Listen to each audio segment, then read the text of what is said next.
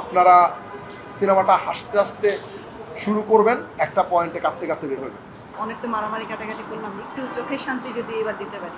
জীবনের গল্প তো সবাই শুনতে চায়, সবাই দেখতে চায়, তো এর জন্যই ইন্টারেস্টিং একটা গল্প, জীবন থেকে নেওয়া, মানুষের দৈনন্দিন জীবনে যা হয়, আমাদের আশেপাশে যা হচ্ছে। সো এটা ভাল লাগছে আমার কাছে। তো একটা ডিফারেন্ট টাইপের একটা গল্প নিয়ে কাজ করবো ভাবলাম। তো অনেক তো মারামারি কাটাকাটি করলাম, একটু চোখের শান্তি যদি এবার দিতে পারি, এর জন্য। কিসের শান্তি থেকে বুঝি না। চোখের শান্তি।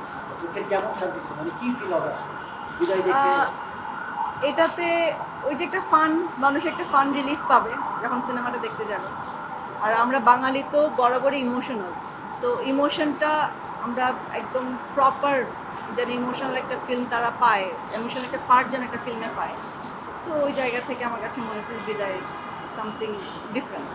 যাদের ভরসা আছে, আস্থা আছে, আপনারা সবাই সিনেমা হলে যাবেন, সিনেমাটা দেখবেন এবং বিশ্বাস করেন আপনারা সিনেমাটা হাসতে হাসতে শুরু করবেন, একটা পয়েন্টে কাঁদতে কাঁদতে বের হবেন। মানে বোর হওয়ার কোনো জায়গা নাই ইনশাল্লাহ, আশা করি।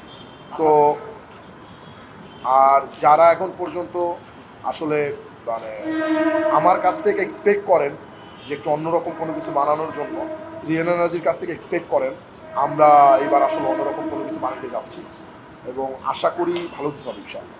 বিদায় আপনাদের ভালো লাগবে, কারণ আপনাদের পছন্দ, আপনাদের গল্প, আপনাদের জীবন নিয়ে আসছে, আমাদের আমাদের জীবন নিয়ে আসছে। সো বিদায় আপনাদের ভালো লাগবে ইনশাল্লাহ, আশা করি।